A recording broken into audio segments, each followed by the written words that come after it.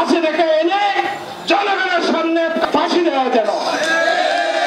কোতোয়ালি থানার ৩৫ নম্বর বক্সিরহাট ওয়ার্ডত অনুষ্ঠিত হল বিএনপির রাষ্ট্র কাঠামো মেরামতের ৩১ দফা প্রচার ও লিফলেট বিতরণ কর্মসূচি।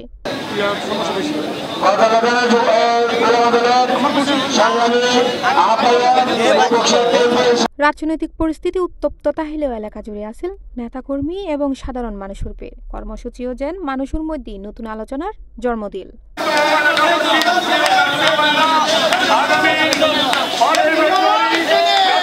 উক্ত অনুষ্ঠানত প্রধান অতিথি বিএনপির কেন্দ্রীয় নির্বাহী কমিটির সদস্য আলহাজ মোহাম্মদ শামসুল আলম।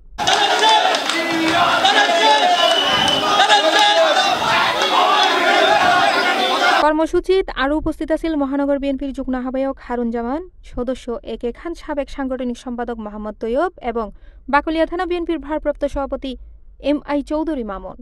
আমি সুতরাং এটুকু বলবো, আজকে বক্সিরহাট কর্তৃক পথসভা এবং লিফলেট বিতরণে আমরা আমাদের নেতা জনাব তারেক রহমানের, যিনি আমাদেরকে বলেছেন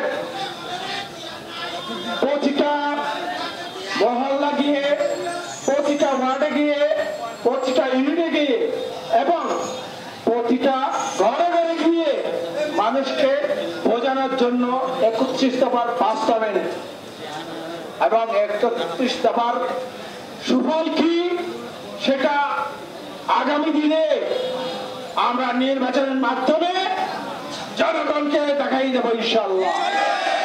এছাড়া উপস্থিত আছেন ৩৫ নম্বর ওয়ার্ড বিএনপির সাবেক সাধারণ সম্পাদক নূর হোসেন নুরু, বেলাল উদ্দিন চৌধুরী, হাজী নুরুল আক্তার সওদাগর, SM মফিজুল্লাহ, দিদারুল ইসলাম দিদার সহ স্থানীয় নেতাকর্মীল।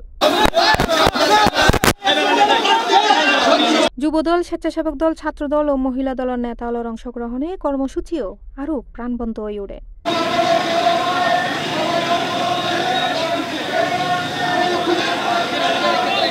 একত্রিশ দফা প্রচারের এই উদ্যোগ আজিয়ে শুধুই রাজনৈতিক কর্মসূচি নয়, ইয়েন ওইটি মানুষের আশা, গণতন্ত্রের প্রতি বিশ্বাস আর ভবিষ্যৎ বাংলাদেশের স্বপ্নের নতুন বার্তা।